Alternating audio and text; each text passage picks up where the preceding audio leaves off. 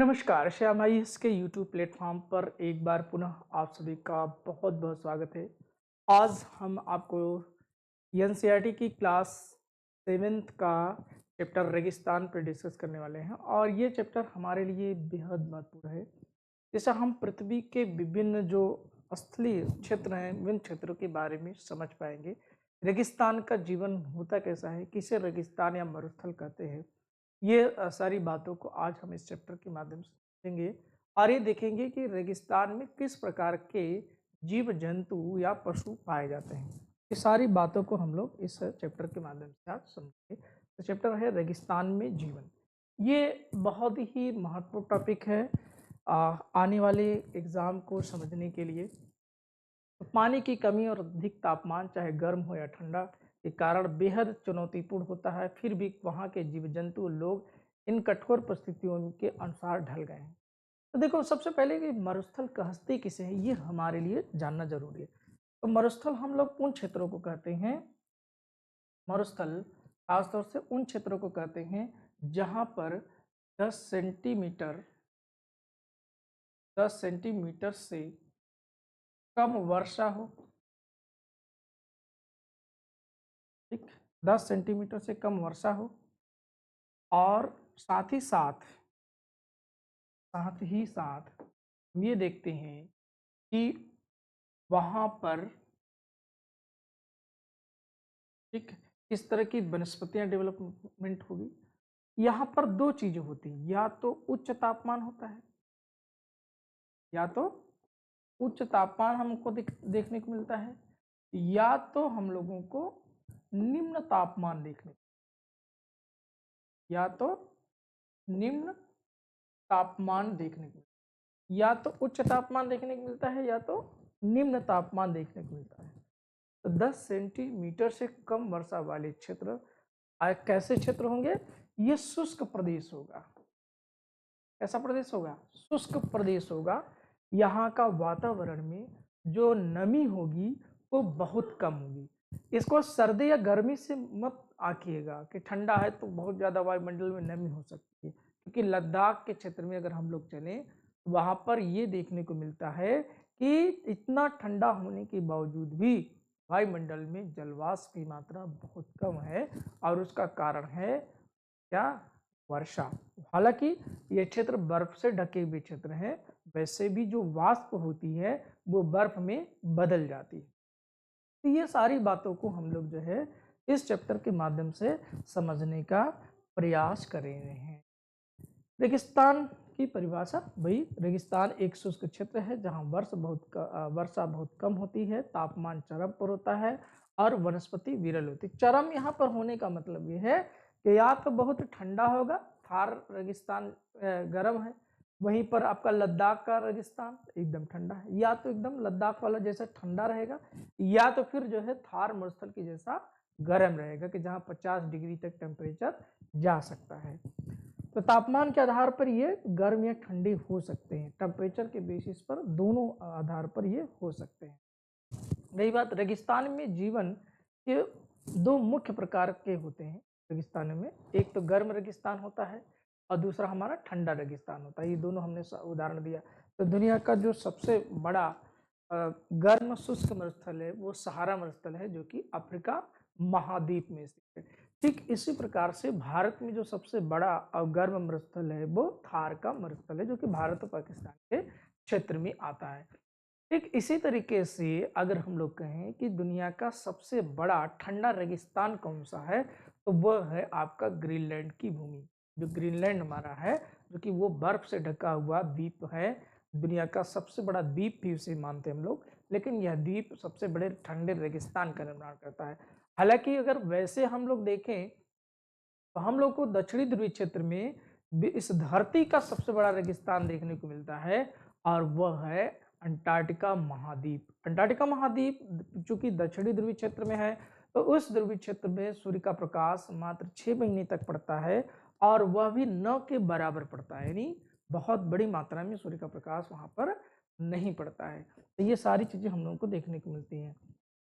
में जीवन के विभिन्न पहलुओं पर प्रकाश डालता है ये रेगिस्तान? आइए देखते हैं कि किस प्रकार का प्रकाश डालता है। तो सबसे पहले हम लोग गर्म रेगिस्तान के बारे में समझेंगे। तो जलवायु यह बेहद गर्म और शुष्क होता है। दिन का तापमान 50 डिग्री से ऊपर जा सकता है, जबकि रातें ठंडी हो सकती हैं। यहाँ धूल भरी आंधियां चलती हैं। तो इन सब क्षेत्रों में क्या होता है कि तापमान उच्च हो सकता है। जैसे दुनिया का सबसे गर्म अगर स्थानों की बात करें तो कैलिफोर्निया का डेथ वैली है, जो कि संयुक्त राज्य अमेरिका में है। फिर उसके बाद जो है हम लोगों को सहारा मरुस्थल में अल अजीजिया में, ठीक है, विश्व का सबसे गर्म स्थानों से एक है।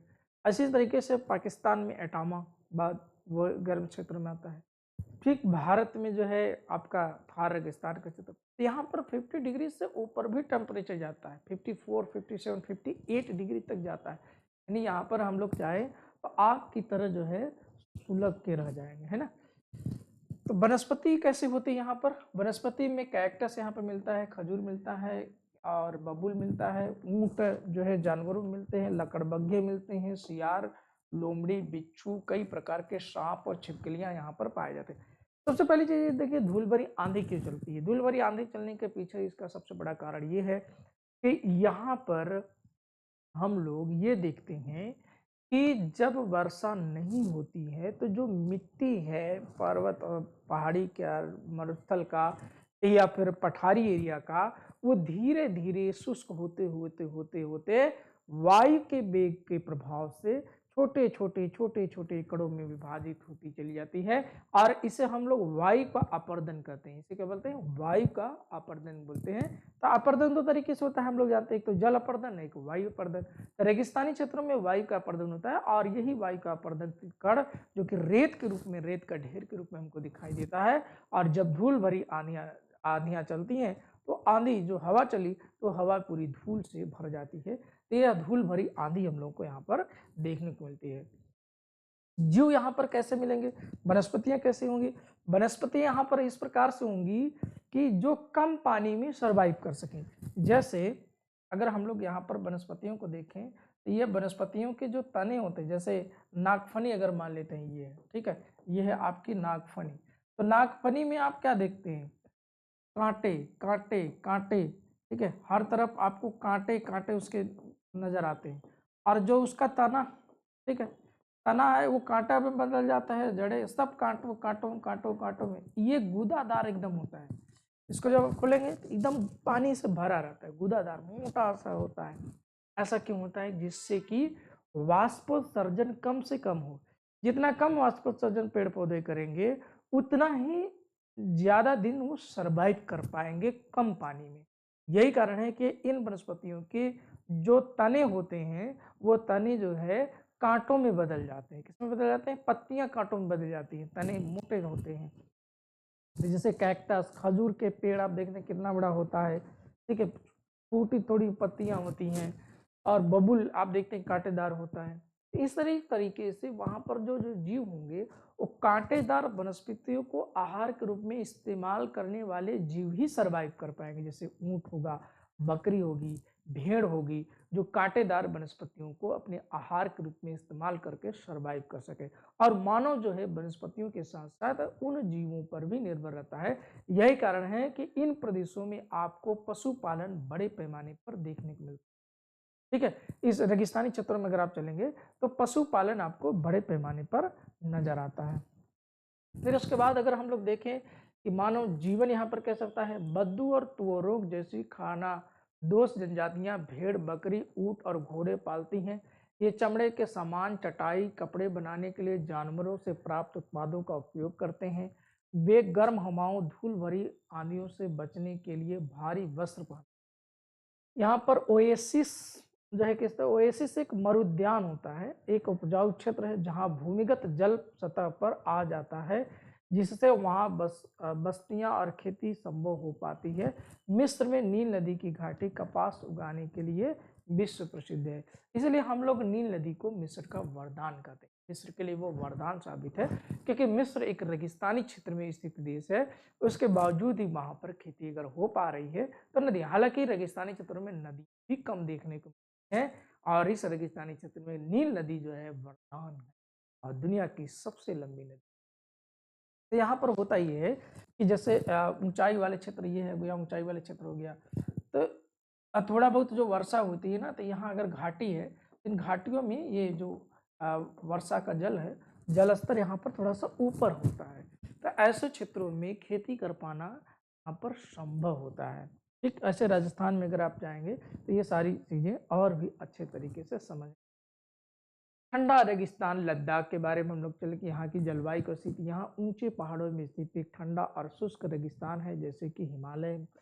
ठीक है, यहाँ की ऊंचाई के कारण जलवायु बेहद ठंडी और शुष्क होती है। गर्मी में दिन का तापमान 0 डिग्री से थोड़ा ऊपर और रात में -30 से जा सकता है। वर्षा बहुत कम होती है। तो जैसे अगर आपसे कोई पूछे कि भारत का सबसे शुष्क क्षेत्र कौन सा है, तो वो लद्दाख का क्षेत्र है। ठीक है, भारत का सबसे शुष्क क्षेत्र है वो लद्दाख का क्षेत्र है, सबसे शुष्क क्षेत्र है इसमें। ठीक, तो ये बहुत कम वर्षा वाला क्षेत्र है। फिर यहाँ पर हम लोग देखें कि यहाँ की वनस्पतियाँ कैसी होती है, जीव कैसे होते हैं। तो वनस्पति विरल है, घाटियों में विलो और चिनार के पेड़ देखे जाते हैं, जैसे सेब, खुबानी और अखरोट जैसे फलों के पेड़ गर्मियों में खिलते हैं। यहाँ के जानवरों में जंगली बकरी, जंगली भेड़, याक, विशेष प्रकार के कुत्ते शामिल हैं। याक के दूध का उपयोग पनीर और मक्खन बनाने के लिए करें, सबसे बेस्ट क्वालिटी का। अगर याक आपने वाइफ और याक पढ़ा होगा अपने UKG LKG में, तो उस बात को समझ, उसका दूध जो है यहाँ पर हम लोग को मिलता है। मानव जीवन, यहाँ का मानव जीवन कैसा होता है। लोग मुख्य रूप से बौद्ध और मुस्लिम हैं, खासतौर से ठंडे प्रदेशों में। यहाँ पर ये गर्मियों में जौ, आलू, मटर और शलजम की खेती करते हैं। सर्दियों में कठोर मौसम के कारण लोग उत्सव और समारोह में व्यस्त रहते हैं और मठ, गोम्पा यहाँ के प्रमुख आकर्षण हैं। पर्यटन का एक महत्वपूर्ण गति है। ये सारी चीजें हम लोगों को लद्दाख में अपनी देखने को मिलती। भारत का एक केंद्र शासित प्रदेश है लद्दाख। अगर हम लोग ये सब सारी चीज़ें देखना चाहते हैं तो भारत का लद्दाख प्रदेश में जा कर के ये सब हम लोग देख सकते हैं अपनी आंखों से। तो भारत बहुत प्यारा देश है। भारत का भूगोल पढ़ने से हम लोग को ये समझ में आ जाता है कि कितनी विविधता हमारे देश में, कितनी विविधता हमारे देश में है। और इस विविधता के बावजूद भी हम लोग इस तरीके से इस एक सूत्र में बंधे हुए हैं। तो ये हमारे बहुत बड़ी मान्यता है, ये हमारी संस्कृति, हमारा संविधान, विधि विधान, हमारे देश के लोग, ये सब लोगों के देन है। सब लोगों का महत्व वैल्यू है।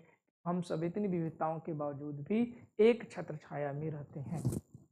ठीक है, फिर इसके बाद हम लोग देखें कि हमारा यहाँ का मुख्य विशेषता क्या होती है। चरम जलवायु, रेगिस्तान या तो बहुत गर्म जैसे सहारा या बहुत ठंडे जैसे कि लद्दाख, अंटार्कटिका होते हैं। यहाँ वर्षा बहुत कम होती है, जैसे कि आमतौर पर 250 मिमी से कम वार्षिक। दिन और रात के तापमान में भारी अंतर हो सकता है। गर्म रेगिस्तान में दिन का तापमान 50 डिग्री तक जा सकता है और रात में शून्य के नीचे गिर सकता है। क्यों? क्योंकि हम लोग उष्मा का नियम पढ़ रखे हैं। अगर आपने फिजिक्स को याद रखिए तो उष्मा का नियम ये कहता है कि जो धातु, जो चीज जितनी ही ठोस होती है वह उतना ही तेजी से उष्मा का अवशोषण करती है और उतनी ही तेजी से उष्मा का लॉस भी करती है, हरासमेंट भी होता है। यानी वो जितना तेजी से तापमान, जैसे अगर ये पत्थर है, ठीक है, यहाँ पत्थर है और इधर मिट्टी है, मिट्टी के कण दूर दूर होंगे, ये इसके कोण जो है एकदम सटीक सटीक होंगे। सूर्य की रोशनी तो एक ही है, एक ही सूर्य है, दोनों पर बराबर रोशनी पड़ेगी, लेकिन ये उष्मा का अवशोषण उस पृथ्वी की, धरती की तुलना में ज्यादा करेगा। और जब अवशोषण ज्यादा करेगा तो स्वाभाविक बात है कि तापमान ज्यादा ग्रहण करेगा। इसी तरीके से ये उसकी तुलना में उत्सर्जन भी ज्यादा करेगा। तो ये अवशोषण और उष्मा का अवशोषण भी तेजी से करेगा तो ज्यादा गर्म होगा, और उष्मा का उत्सर्जन भी तेजी से करेगा तो जल्दी ठंडा हो जाएगा। जबकि मिट्टी इसके तुलना में उष्मा का अवशोषण जल्दी नहीं करेगी और उष्मा का उत्सर्जन भी जल्दी नहीं करेगी। अगर इसी की मिट्टी की तुलना अगर हम लोग पानी से कर लें, पानी का मतलब अगर हम लोग समुद्र से कर लें, सागर से कर लें, तो यह और भी धीमा गति से करेगा, इसकी तुलना में और धीमा गति से करेगा। यह तो ना तो जल्दी और ना ठंडा होगा ना जल्दी गर्म होगा। मिट्टी उसकी तुलना में जल्दी गर्म जल्दी ठंडा होगी और उसकी तुलना में रेत पत्थर और भी जल्दी। यही कारण है कि जो रेतीले क्षेत्र रेगिस्तान है इसमें तापांतर बहुत ज़्यादा होता है। तापांतर ज़्यादा होने का नुकसान ये होता है कि जीवन सर्वाइव करना बहुत कठिन होता है, बहुत जटिल हो जाता है, क्योंकि आपको दिन में भयंकर गर्मी का सामना करना और रात में कंबल ओढ़ना पड़ जाए तो ये कितना जटिल काम होगा। जबकि हम लोग भारत के ऐसे प्रदेश में रहते हैं, भारत के हम लोग ऐसे क्षेत्र में रहते हैं जहाँ पर हम लोगों को इन सब चीज़ों का सामना नहीं करना पड़ता है, अर्थात बहुत ज़्यादा 15 से 20 डिग्री तापांतर से ज़्यादा नहीं होता है। यहाँ तो 50-50 डिग्री का तापांतर हमको झेलना पड़ता है। ठीक इसी प्रकार से वनस्पति और जीव, वनस्पति यहाँ पर विरल होती है। मानव जीवन लोग अक्सर खाना दोष जीवन शैली अपनाते हैं, पानी और चारे की तलाश में घूमते रहते हैं। कुछ लोग मर उद्यानों ओसिस के पास बस जाते हैं जहाँ जल स्रोत उपलब्ध रहते हैं। जीव जंतु और वनस्पति का अनुकूलन कैसा होता है? पौधे कैक्टस जैसे पौधे अपने तनों से पानी जमा करते हैं और उसका धीरे धीरे उपयोग करते हैं। कई पौधों की पत्तियां छोटी या कांटेदार होती हैं ताकि पानी का वाष्पीकरण कम हो सके। कुछ के जीवन चक्र छोटे होते हैं जो केवल बारिश के मौसम में ही बढ़ते हैं। ठीक इसी प्रकार से जो है ऊंट जानवर का अगर देखें तो ऊंट को रेगिस्तान का जहाज कहा जाता है, जो अपनी कुबड़ में वसा जमा करके जिसे पानी और ऊर्जा में बदला जा सकता है, लंबे समय तक बिना पानी के रह सकता है। कई छोटे जानवर जैसे कि कंगारू, चूहे, सरसिप दिन की गर्मी से बचने के लिए रात में सक्रिय रहते हैं या बिलों में रहते हैं। कुछ उभयचर भारी बारिश होने तक निष्क्रिय रहते हैं। तो इस तरह का जीवन हम लोगों को रेगिस्तानी क्षेत्र में देखने को मिलता है। फिर इसके बाद अगर हम लोग देखें यहाँ के मानव जीवन और आजीविका, रेगिस्तानी समुदायों में इस कठोर वातावरण में सदियों से जीने के तरीके से क्या है? खानाबदोश कई जनजातियां जैसे कि सहारा के बद्दू और अपने पशु ऊंट के भेड़ बकरी के साथ जो है चारागाहों की तलाश में घूमती रहती। खानाबदोश का मतलब है कि इनका जीवन अस्थायी नहीं होता है, ये एक तरीके से बंजारे का जीवन जीते हैं, आज यहाँ तो कल वहाँ कल वहाँ। जैसे कि हम लोग अगर ऋग्वैदिक काल का दौर देखें तो उस काल में हम लोग जो है लगातार चारागाहों की खोज करते थे, कुछ दिन रहे कि फिर आगे बढ़ गए, कुछ दिन रहे फिर आगे बढ़ गए। इस तरह का इनका जीवन स्थायी नहीं है। स्थायी बस्तियां कहीं कहीं पर मिलती हैं जहाँ पानी के स्रोत होते हैं, मरुद्यान, वहाँ लोग बस जाते हैं, खेती करते हैं जैसे खजूर के पेड़, और व्यापार करते हैं ये लोग, जो हम लोगों को यहाँ पर खजूर खाने को मिलता है। तो ये सारी चीज़ें हम लोग को यहाँ देखने को। व्यापार और संसाधन, ऐतिहासिक रूप से नमक, सोना, अन्य सामानों के व्यापार मार्ग रेगिस्तान से होकर गुजरते थे जिनमें कारवा का उपयोग होता था। आधुनिक युग में कुछ रेगिस्तान तेल और सौर ऊर्जा के संसाधनों से समृद्ध है, जैसे कि सऊदीया। ठीक है, सऊदी का जो आपका रेगिस्तानी भाग है, अरब मरुस्थल, वो उसके चारों ओर जो है देखिए पेट्रोलियम की बड़ी बड़ी पेटियां हैं, जिसमें कि संयुक्त अरब अमीरात है, कुवैत है, कतर है, बहरीन है, ईरान है, इराक है। इस पेट्रोलियम के भंडार, उसी से जुड़ा उधर मिस्र का क्षेत्र है। पेट्रोलियम काला सोना जिसे हम लोग बोलते हैं, ये रेगिस्तान में काला सोना जिन देशों में मिल गया वे देश आज आबाद हो गए, आज़ाद हो गए। क्यों? क्योंकि उनको बड़े पैमाने पर व्यापार करने का अवसर मिल रहा है और उनके पास समृद्धि देखने को हम लोग को मिलती है। तो हम लोग अब इस पे क्या करेंगे, अब हम लोग यहाँ पर MCQ पे डिस्कस करेंगे। हम लोग जो है समझने वाले हैं कि इस चैप्टर से हमारे लिए कौन सा सवाल बेहद महत्वपूर्ण होने वाला है, क्या हम लोग इस किन किन बातों पर यहाँ पर फोकस करें कि जिससे कि हम लोग सवालों को और भी बेहतर तरीके से कर सकते हैं। इसके लिए हमको ये समझना जरूरी है कि हम जो है क्या करें, है ना, कैसे इस सवाल का हल करें। सब विश्व का सबसे बड़ा गर्म रेगिस्तान कौन सा है? कौन जवाब देगा? जल्दी से कमेंट बॉक्स में कमेंट करके बताइए कि विश्व का सबसे बड़ा रेगिस्तान कौन सा है। तो हम लोग सामान्य ज्ञान में पढ़ रखे हैं कि विश्व का जो सबसे बड़ा रेगिस्तान है वह कौन सा है? थार का रेगिस्तान। ठीक है, विश्व का जो सबसे बड़ा रेगिस्तान, विकल्प भी देखना पड़ेगा, और वो सहारा दिया हुए तो भारत का सहारा नहीं है। ये कहाँ का है भैया? ये है इस महाद्वीप में, अफ्रीका महाद्वीप में, और इसमें लगभग 13 देश मौजूद।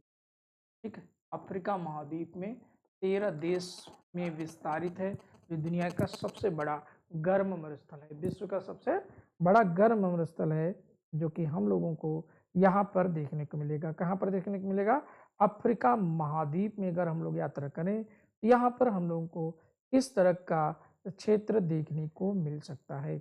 तो ये बड़े पैमाने पर किए जाने वाले इस क्षेत्र की जो है अगर हम लोग भ्रमण करें तो हम लोगों को ये सारी चीज़ें देखने को मिलेंगी। ठीक है, तो ये विश्व का सबसे बड़ा गर्म रेगिस्तान हो गया। फिर अगला सवाल हम लोगों को ये देखें, सहारा रेगिस्तान में रहने वाले खानाबदोश लोगों का समूह है पिग्मी, मसाई, बद्दू, भील। जल्दी से कमेंट करके आप लोग बताएंगे। ठीक है, जल्दी से कमेंट बॉक्स में कमेंट करके आप लोग बताएंगे कि इसमें कौन सी जनजाति है, ठीक कौन सी जनजाति है कि जो इस तरह का काम करती है सहारा मरुस्थल में।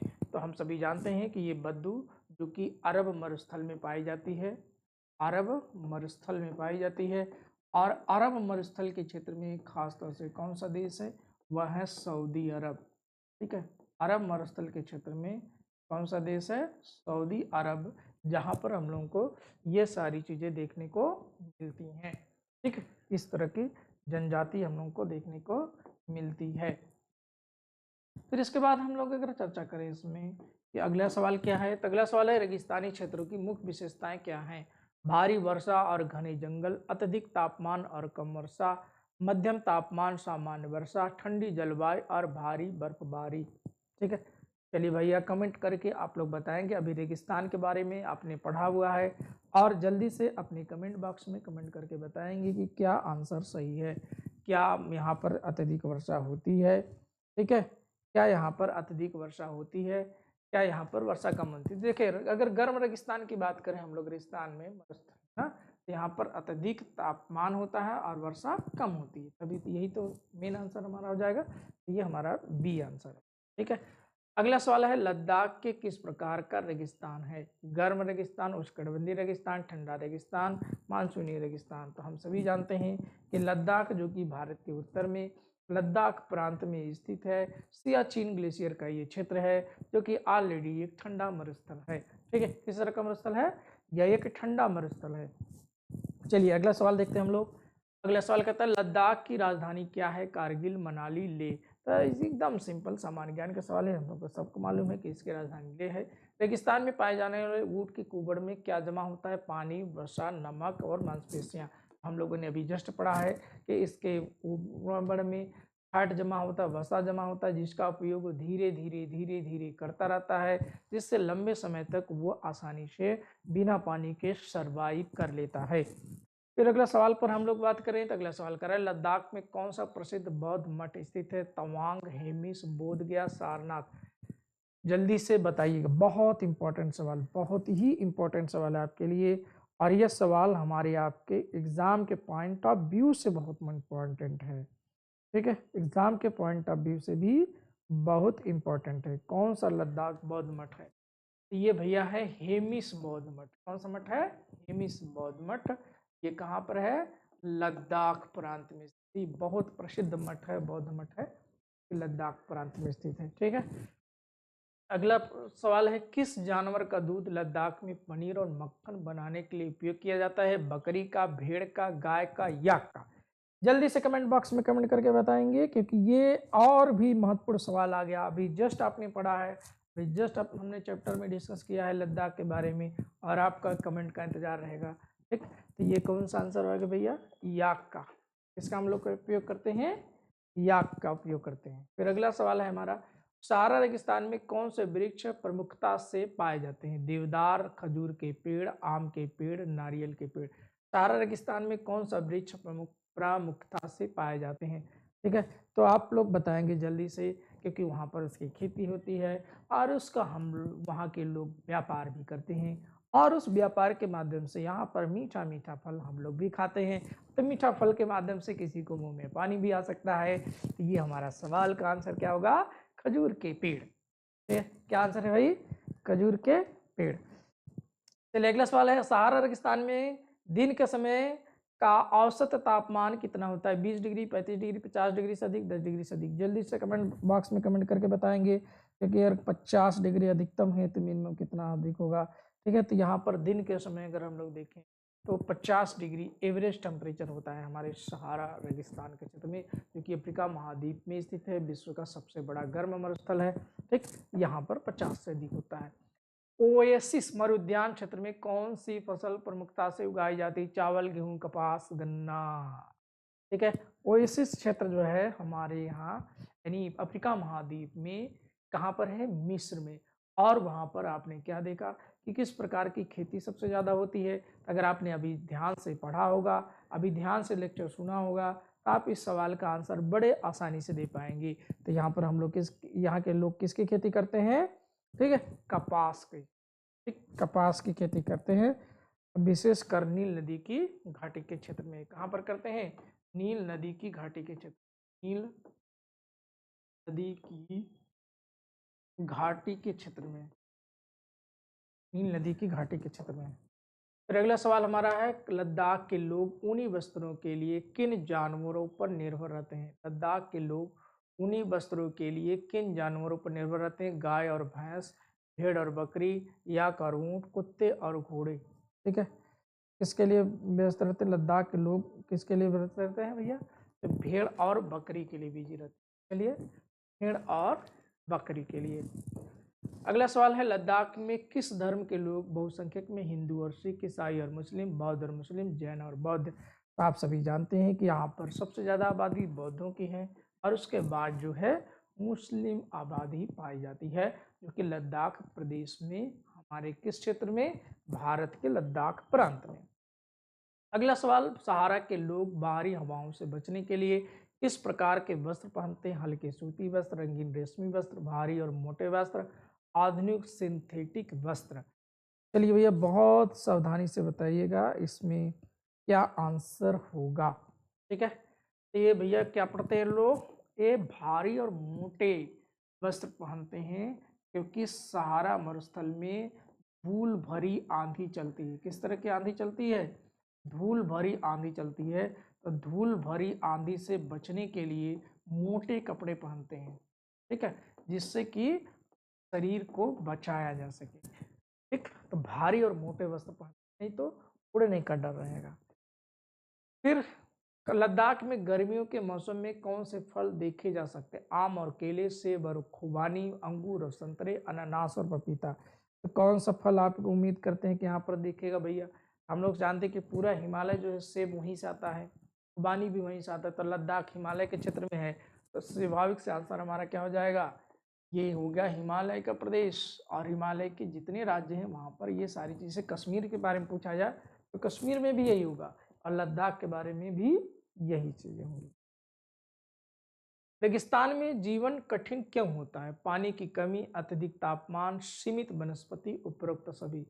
ठीक है, तो यहाँ पर देखो भाई, पानी की कमी होती है क्योंकि वर्षा कम होती है। अत्यधिक तापमान क्यों होता है? क्योंकि यहाँ पर वर्षा कम होने के कारण रेतीले क्षेत्र ज्यादा होते हैं, रेतीले क्षेत्र ज्यादा होने के कारण उष्मा का अवशोषण ज्यादा होता है, इसके वजह से तापमान ज्यादा होता है। सीमित वनस्पतियां होती हैं, ठीक है, क्योंकि वर्षा कम होती है तो वनस्पतियां ज्यादा डेवलप हो नहीं सकती, इसलिए हमारा आंसर क्या होगा? उपयुक्त सभी। इसमें सभी आंसर सही है। फिर अपना है, सहारा रेगिस्तान के ओएसिस मरुद्यान क्षेत्र में कौन सा धात्विक खनिज पाया जाता है? तांबा, लोहा, मैग्नीज, तेल, पेट्रोलियम। ये बहुत महत्वपूर्ण सवाल है, बहुत इंपॉर्टेंट सवाल है, कभी भी आपसे पूछा जा सकता है, इसलिए आपकी जिम्मेदारी के कमेंट बॉक्स में कमेंट करके इसे बताएं। ठीक है, कमेंट बॉक्स में कमेंट करके इसे बताएंगे आप लोग, इसका सही आंसर क्या होगा? क्या होगा? जल्दी से कमेंट करके बताएं इसका सही आंसर क्या होगा। ठीक है, सही आंसर क्या होगा? जल्दी से कमेंट करके बताएं आप। हम सभी जानते हैं कि ये क्षेत्र किसके लिए प्रसिद्ध है? पेट्रोलियम के लिए। ठीक है, इसमें आप देख रहे हैं कि सऊदी अरब है, मिस्र है, ईरान है, इराक है, ठीक है, संयुक्त अरब अमीरात है, संयुक्त अरब अमीरात है, संयुक्त अरब अमीरात है, बहरीन है, कतर है। ये सभी देश जो है इस क्षेत्र में पाए जाते हैं जहां पर बड़ी मात्रा में पेट्रोलियम मौजूद है। रेगिस्तानी इलाकों में वाष्पीकरण की दर संघनन की दर से कैसी होती है? बहुत कम, बहुत अधिक, बराबर, कभी कम कभी अधिक। ये बहुत इंपॉर्टेंट सवाल है जरूर, लेकिन ये ठीक है, ये सवाल आपका माइंड जो है से समझने वाला है। दिमाग लगाने वाला, किसी किताब का रटने या रटने वाला नहीं। स्वाभाविक सी बात है कि सूर्य की रोशनी जब यहाँ पर पड़ेगी तो ऊष्मा का अवशोषण ज़्यादा होता है, तापमान ज़्यादा होता है, तो ताप जल जो है अत्यधिक ताप में वाष्पीकरण में जल्दी से बदलेगा कम तापमान। तो सिंपल सा बात है कि ज़्यादा तापमान ज़्यादा वाष्पीकरण, ज़्यादा वाष्पीकरण होगा तो क्या आंसर होगा? बहुत अधिक। ठीक, क्या आंसर होगा? बहुत अधिक। लद्दाख क्षेत्र में किस प्रकार के वृक्षों की पत्तियां छोटी होती हैं और वे कहाँ पाए जाते हैं? चिनार और बिलो घाटियों में, खजूर और बबुल ओएसिस में, कैक्टस और विकिकर पूरे रेगिस्तान में, आम और सेब लेह शहर में। ठीक है, तो बहुत इंपॉर्टेंट सवाल है, जल्दी से कमेंट करके बताएंगे। ठीक, तो यहाँ पर जो है चिनार और विलो घाटियों में, हाँ, चिनार और विलो घाटियों में। सहारा रेगिस्तान में किस रंग के वस्त्र पहनना पसंद किया जाता है ताकि गर्मी से बचा जा सके? हल्के रंग के, गहरे रंग के, मिश्रित रंग के, पारदर्शी रंग की? चलो आप लोग जल्दी से सवाल देंगे। ठीक है, तो ये गहरे रंग के कपड़े पहने ज्यादातर देखेंगे। यहाँ पे मुस्लिम लोगों का निवास ज्यादा स्थान है, ये एरिया है, और उनके यहाँ सबसे ज्यादा काले कपड़े पहनने का चलन है। ठीक है, जैसे कि मैं काला कपड़ा पहन रखा है ना, तो वहां पर जो है ये काले वस्त्र, हालांकि गहरे रंग के कपड़े पहने जाते हैं। ठीक है, फिर उसके बाद अगला सवाल है, लद्दाख को खापाचान भी कहा जाता है, जिसका अर्थ क्या है? खापाचान, जिसका अगर बर्फ की भूमि, गर्मी की भूमि, पहाड़ों की भूमि, याक की भूमि। ठीक है, इसे क्या कहते हैं? जल्दी से आप लोग आंसर देंगे, जल्दी से आंसर करेंगे। ठीक, तो इसे हम लोग कहते हैं बर्फ की भूमि। क्या बोलते हैं? बर्फ की भूमि। फिर अगला सवाल हमारा, अगला सवाल है, सहारा रेगिस्तान अफ्रीका महाद्वीप के किस भाग में है? तो ये है उत्तरी भाग में। ठीक, किस भाग में है भाई? ये है उत्तरी भाग में। ठीक, उत्तरी भाग में पूरा, अगर ऐसे मानचित्र अगर हम लोग महाद्वीप के तरीके से, ये पूरा एरिया सहारा रेगिस्तान कहते हैं, उत्तरी भाग है, उत्तरी भाग सहारा रेगिस्तान, ये दुनिया का सबसे बड़ा मरुस्थली है। फिर अगला सवाल है हमारा, सहारा रेगिस्तान में किस अल अजीजिया किस लिए प्रसिद्ध है? सबसे बड़ा ओएसिस होने के लिए, सबसे अधिक वर्षा के लिए, सबसे अधिक तापमान के लिए, और पेट्रोलियम के विशाल भंडार के लिए। अभी हमने जस्ट अपने लेक्चर में चर्चा किया, जस्ट अभी हमने चर्चा किया है, और आप जल्दी से कमेंट बॉक्स में कमेंट करके आंसर दीजिएगा। तो ये किसके लिए? अत्यधिक तापमान के लिए। लद्दाख के हिमालय के किस भाग में स्थित है? पूर्वी हिमालय, पश्चिमी हिमालय, महान हिमालय और शिवालिक हिमालय? जल्दी जल्दी क्वेश्चन का आंसर करेंगे। तो लद्दाख हिमालय के किस भाग में स्थित है? ठीक है, लद्दाख हिमालय में किस भाग में स्थित है? ठीक है, तो ये किस भाग में स्थित भैया? महान हिमालय में, क्योंकि ये हिमालय का सबसे ऊंचा क्षेत्र है।